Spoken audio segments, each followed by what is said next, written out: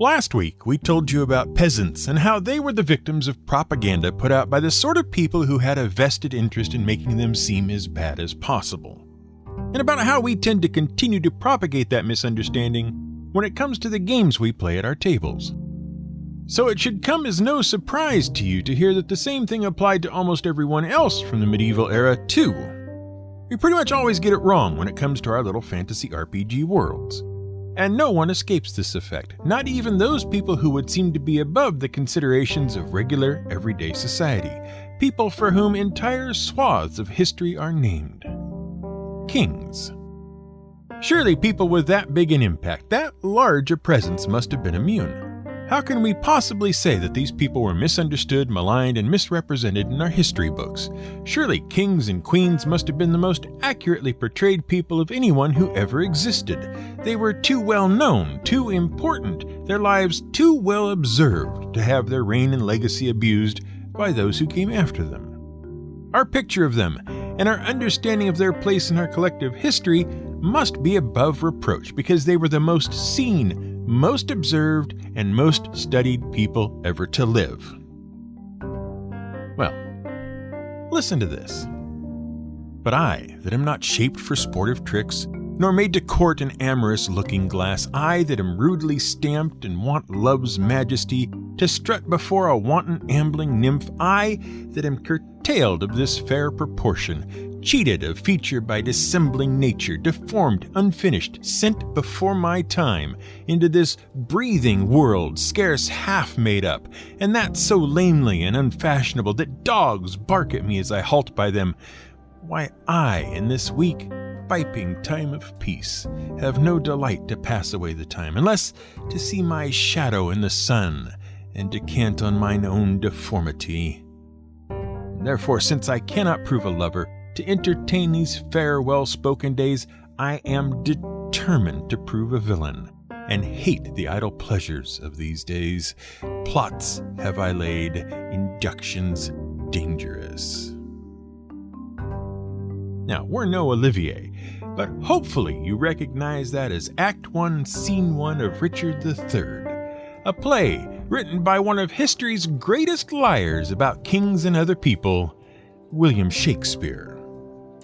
The very words he puts into his Richard III's mouth were there not because old Willie Shakes had any first-hand knowledge of Richard and his rule, but because he'd fallen for the same ages-old propaganda put about by one man in particular, and because in Shakespeare's time it was politically prudent to toe the current party line about all that nasty business that had gone before. In fact, when we begin to dig into the life of King Richard III of England, we begin to see that not only was he not a scheming hunchback despised by the people he ruled, he was probably one of the better kings England ever had. And it just goes to show you how poorly we understand the lives of kings. This is GM Word of the Week, and I'm Fiddleback. To tell the story of Richard III, and through him understand the story of all the other monarchs of England during the Middle Ages, we're going to start with the Magna Carta first. Well, sort of. You see, the Magna Carta is often cited as the inspiring document behind both the English and American constitutions, those founding documents that outline how a country should be run, what rights appertain to its citizens, the responsibility of its leaders, and so forth. It provided a check on royal power and gave more rights to the citizens of England, which is all well and good. Certainly, it is an excellent reputation for a document to have. Prior to the Magna Carta, English kings and queens could do as they liked without necessarily having any regard for their subjects. When the Magna Carta came along in 1215, just 150 years or so after the Norman Conquest and William the Conqueror, it must have come as a great relief to the common man. Except, if you remember last week's episode, you'll recall that it was the Normans who were in charge at the time. Norman kings, Norman lords, dukes, and barons. And it was the barons who wrote the Magna Carta, not the peasantry, which, try as they might, were still adjusting to the whole serf thing and getting a feel for where they stood. The problem was, and you'll begin to sense a common theme here in the Middle Ages, things cost too much, and the Norman lords really hated to part with any more money than they absolutely had to. In particular, the things that were costing too much were the wars that the first King Richard, the so-called Lionhearted, and then his successor King John, the Skinny Lion, had got involved with. In order to pay for these wars, the kings raised the cost of being a feudal lord beyond the means of many lords to pay them. And this was a problem not just because of the money involved, but because of the privileges or private laws the lords enjoyed, which were granted by the king in exchange for their support. In effect, the Magna Carta was an addition to the coronation oath that told the king, hey, you have to follow these laws you said we could have in the first place. And here's what they are, just so we're all on the same parchment. Also, stop charging us so much for them. This is what it means to be king in England and how we think it should work, basically.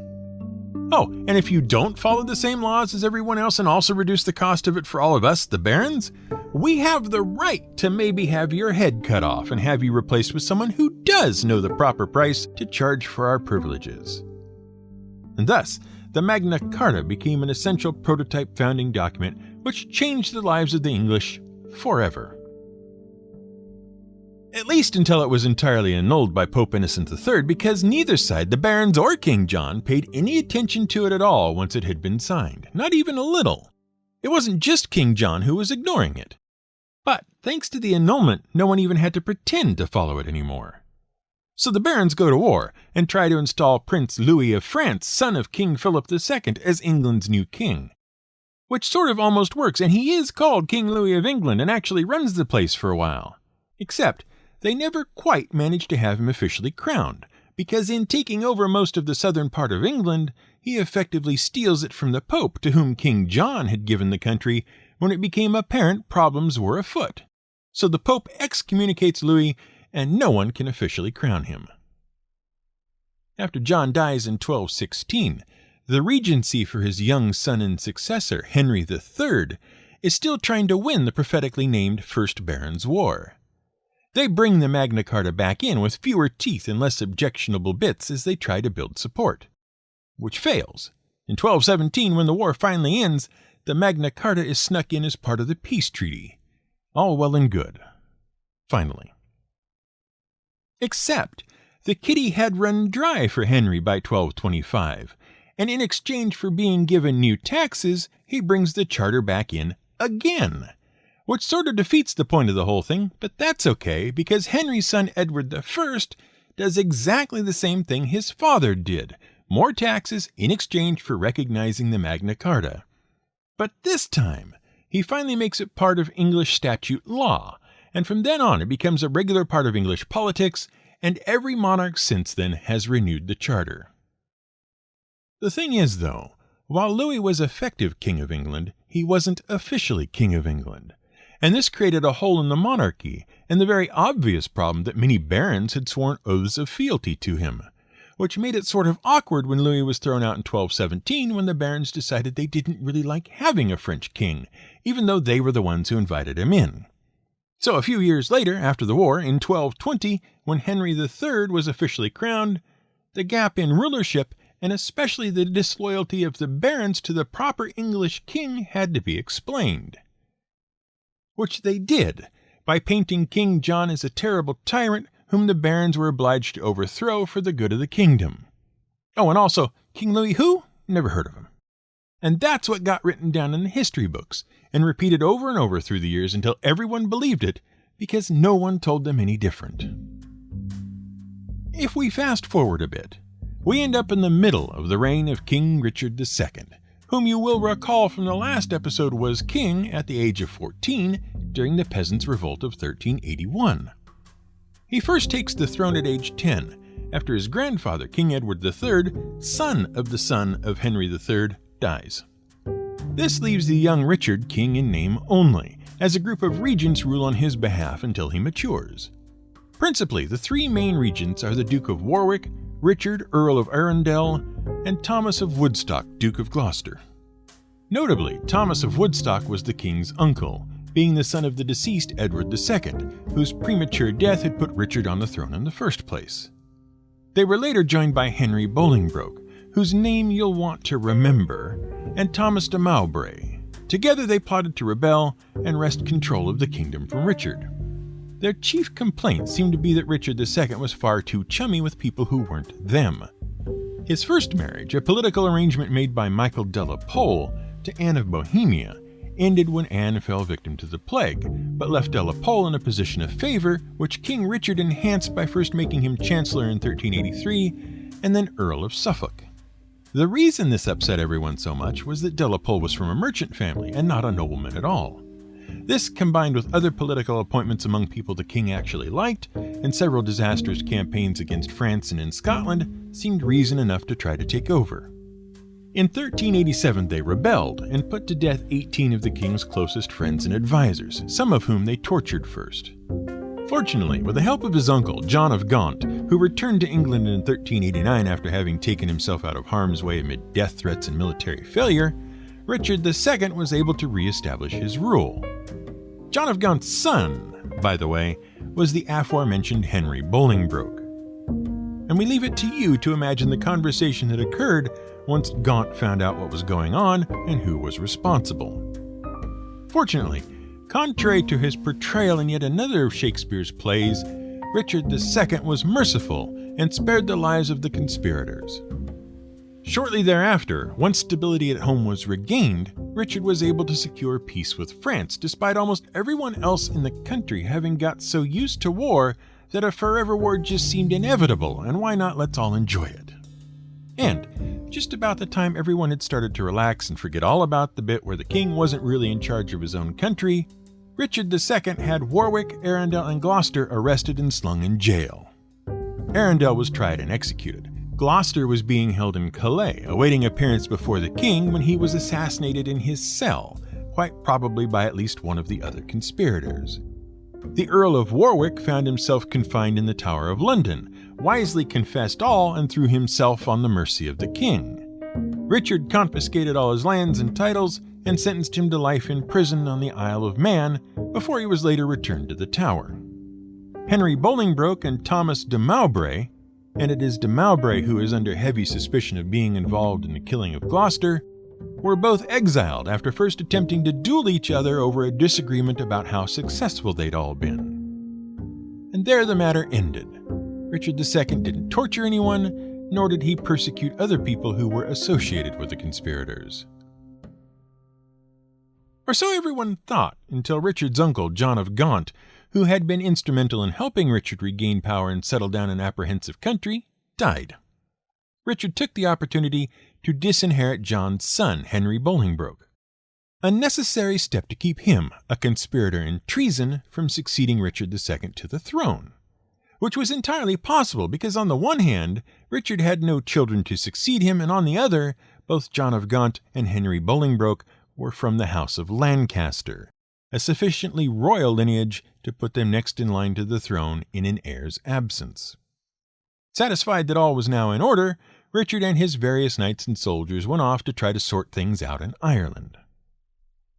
Which is about when, incensed at being disinherited and having all his holdings taken away, Henry Bolingbroke came back to England, easily took over the south of the country, and mustered such a significant number of soldiers and supporters that Richard, upon finally making his way back from Ireland, could only surrender and abdicate on condition that his life be spared, thus making Henry Bolingbroke into Henry IV, King of England. Richard was imprisoned and is believed to have died in confinement of starvation. The problem was, Henry Bolingbroke was not well liked. The country was aware he had been a traitor and placed in exile.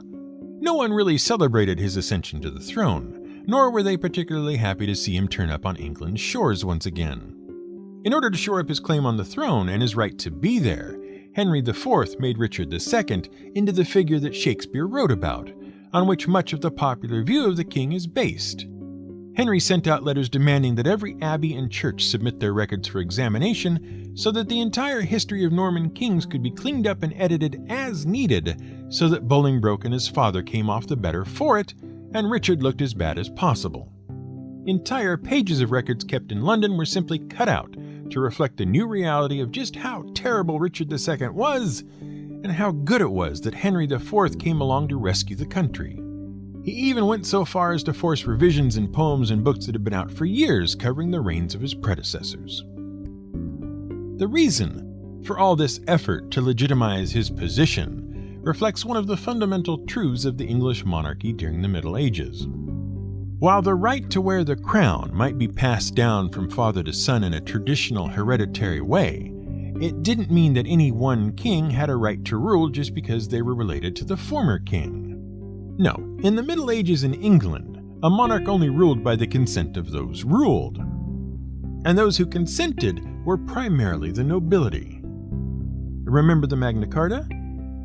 These are things which a ruler of England should do, and these are the things that will happen if those other things aren't properly taken care of, including removing you from office. Signed, the barons. Of course, this also applied to a degree before the Magna Carta, but the Magna Carta made it all official, and by the time of Henry IV, it was part and parcel of what a king agreed to when becoming king. Which is why the War of the Roses happened. We don't want to get too bogged down in that right at the moment, so we'll give you the extremely condensed version, which is not at all entirely accurate, but does get us where we need to go. The House of Lancaster had the throne of England thanks in part to Henry IV. They tended to favor the southern and central nobles in their dealings. This left the northern nobles out in the cold, as it were, which they didn't much like. Add in all the trouble about the 100 Years' War and paying for it, along with social unrest because, hey look, the peasants are revolting, and the fact that the later Henry VI was, at best, unfit to rule, and you get a population of lords and landowners generally displeased with almost everything.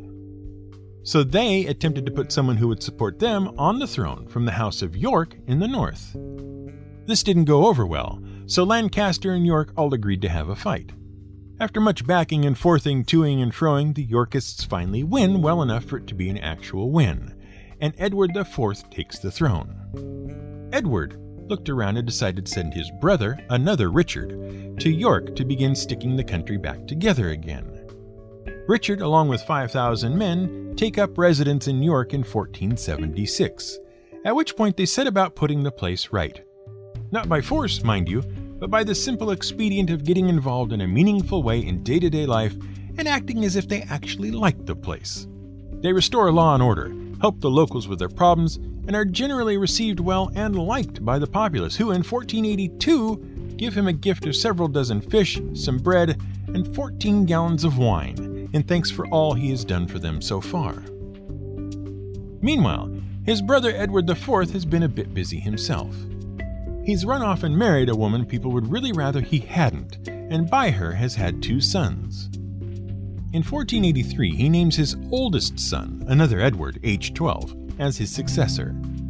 He also names his trusted, well-liked brother, Richard, as his son's protector until he reaches an age at which he is fit to rule.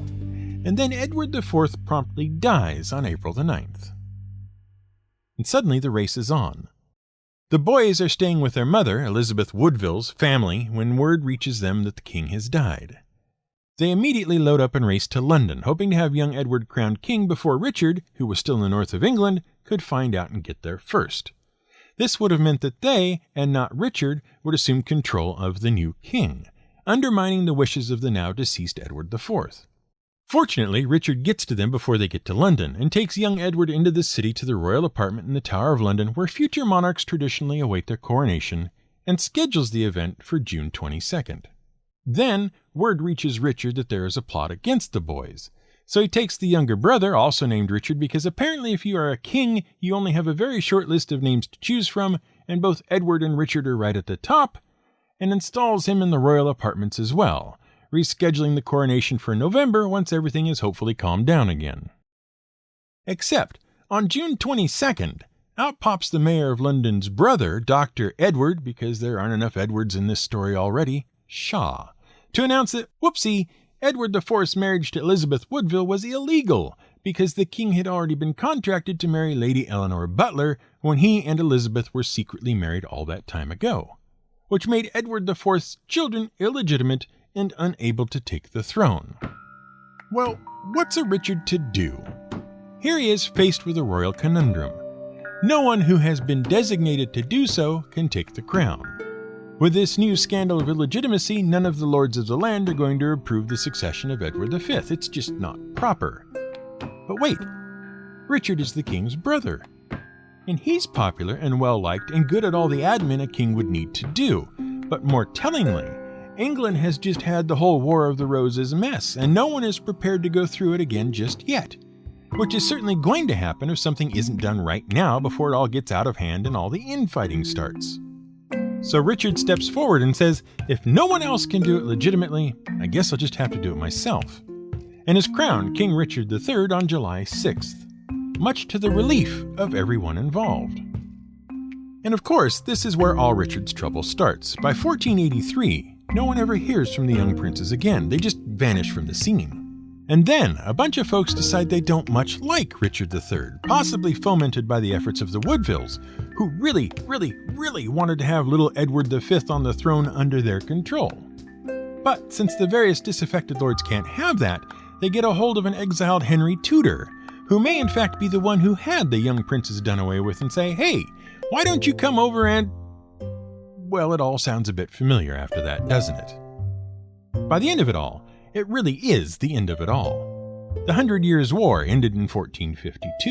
In 1485, the Tudors take over, and the houses of Lancaster and York are no more, which finally puts an end to the War of the Roses in 1487 and brings an official close to the Middle Ages in England.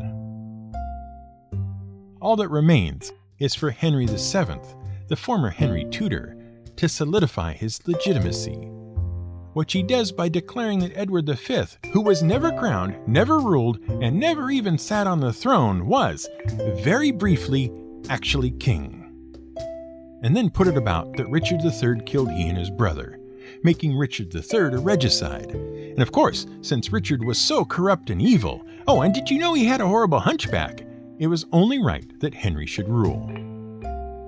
Which Shakespeare in 1593 was happy to spread around as part of his play, especially about all the deformities. Hunchbacks and withered arms will really draw a crowd, and since it would take until 2012 to definitively prove all of this wrong when Richard III's body turns up underneath a parking lot, for years people went right along with it, without even wondering if any of it was actually true.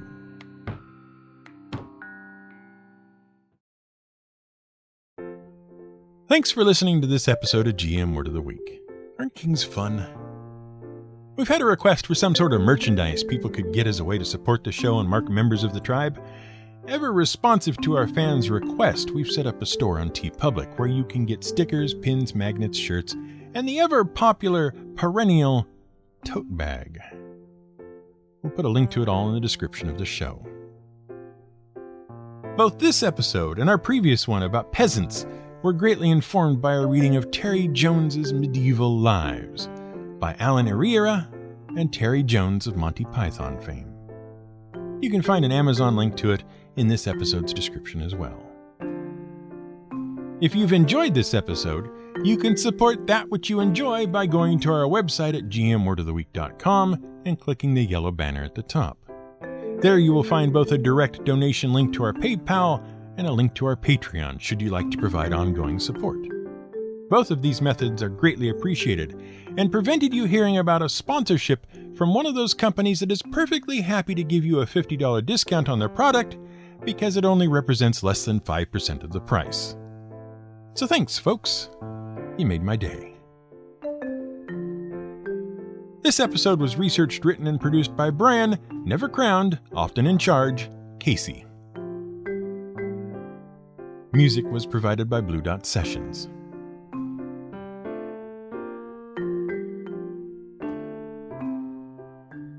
Royalty was like dandelions. No matter how many heads you chopped off, the roots were still there underground, waiting to spring up again.